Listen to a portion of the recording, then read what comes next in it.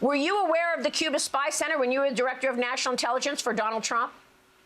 Well, there wasn't one, Maria. The idea that this kind of surveillance platform was present and being allowed is just absurd. But yet again, the strategy for the Biden administration is deny it until we can't deny it anymore, then find a way to blame the Trump administration for it.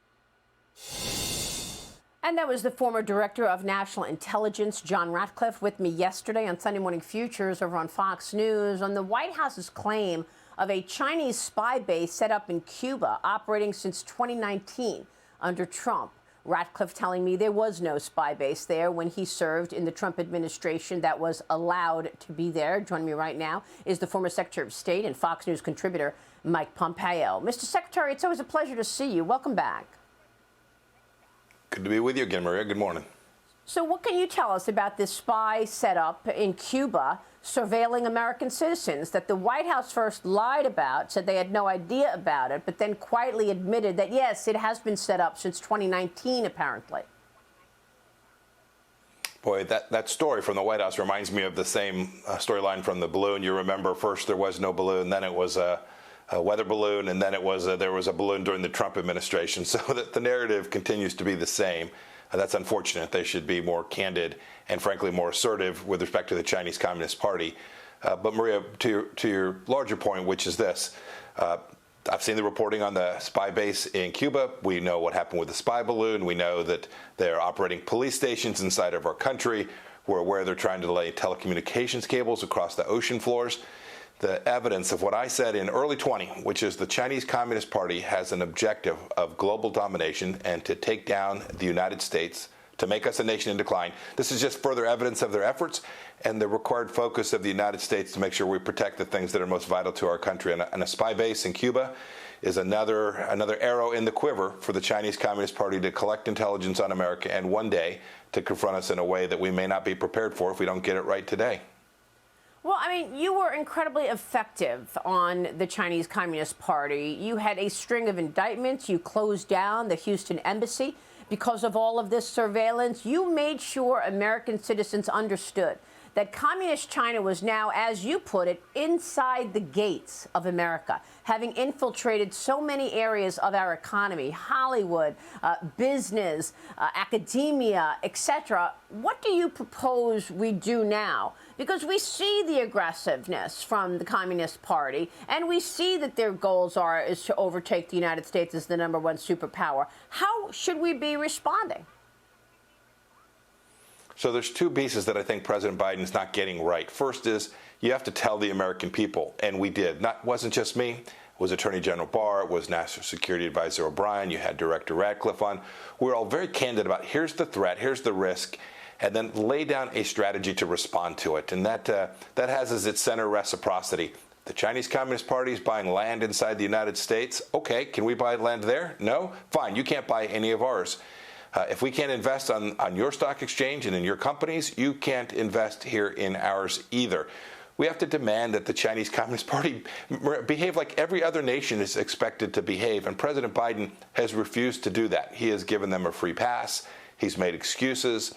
He refuses to talk about the actual risk that's associated with to the American economy and workers and jobs all across the United States of America. When you are clear and articulate about the things that really matter to America and then lay out for the American people the strategy to respond, I'm convinced that businesses, schools, academia, that they will all see this and they'll begin to understand this risk and behave in a way that's consistent with the American objective. Well, I mean, look, you studied this so much, not just when you were Secretary of State, but you were the director of the CIA, congressman from Kansas. Tell me, you started an incredible studying and investigation into Communist China back during your Congress days. I want to get your take on what they want to do with all of this information. If they're spying on us, obviously they sent military secrets back to Beijing in real time. I understand why they would want our military secrets, but why spy on American citizens through all of these ways, from TikTok to the spy balloon to the police stations? What are they doing with the info? Maria, a couple things, I think. One is you've captured the physical, the military, the security component to this. More data, more information. First rule that I learned at West Point is know your enemy, right? That goes back to Sun Tzu, long ways back. And so they want to make sure that they understand what it is we're doing, how our missile programs are designed, how our air defense systems are designed, all of the things that permit them to have leverage in a negotiation, a diplomatic negotiation, and real military power.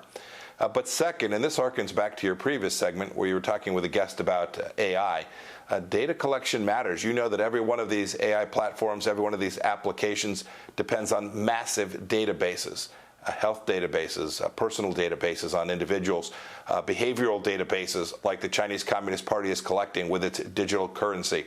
That data, that capacity to understand how things are moving, who's doing what, when, and to whom, that's important data for the Chinese Communist Party, and goodness knows the evil intentions that they may have with that information and that data, Maria. Unbelievable. I want to get your take, Secretary, on this story as well. Michigan Congressman Jack Bergman is calling on the Justice Department to investigate an anti-American website called The Mapping Project. The site, allegedly from Iran, is said to incite assassination attempts against U.S. law enforcement and Jewish people, Secretary. You've been targeted by Iran in an assassination plot yourself. Your reaction? Yeah, I think it's a good idea. I have not read the legislation, but we should be clear. The Iranian effort to come kill Americans here on our own soil is very real. They are determined. They're pretty capable.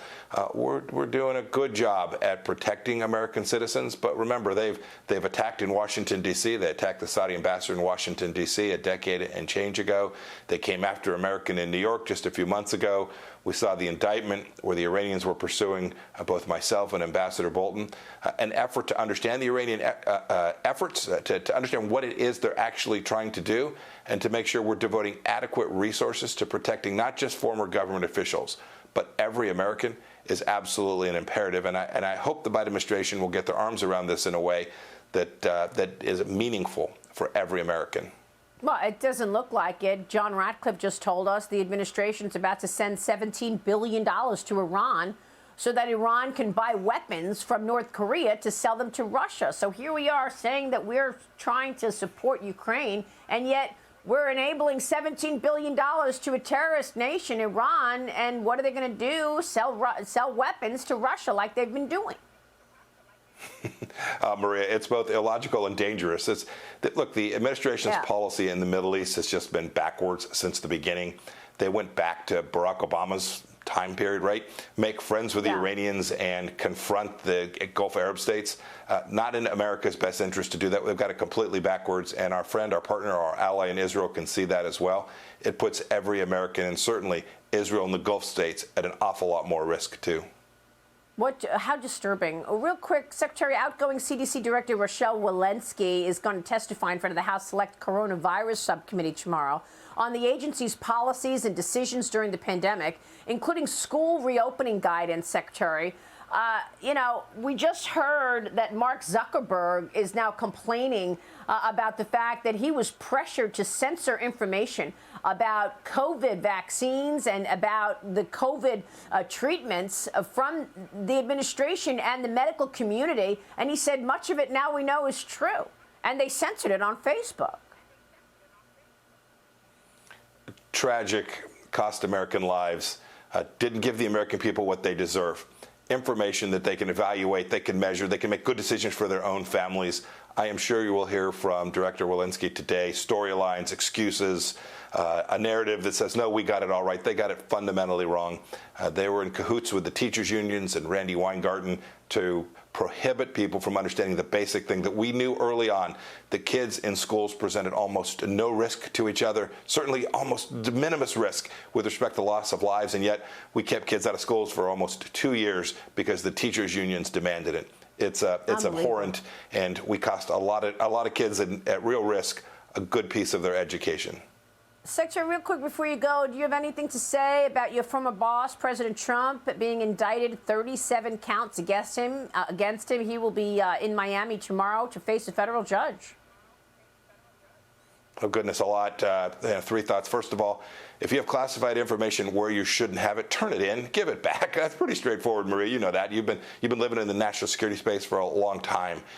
Second, it does look like this prosecution is totally inconsistent with how Hillary Clinton was treated. I was in the middle of that on the Benghazi committee. We didn't raid Hillary's home. The Justice Department didn't indict her.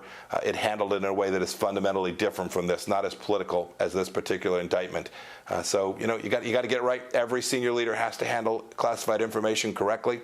If the allegations in the indictment are true, President Trump didn't do that, and that's too bad. It's also too bad this is now going to be chaotic in the presidential election, and forget politics for a second. That's just bad for the American people. Yeah, great point. Secretary, it's good to see you as always. Thanks so much. Thank you, Maria.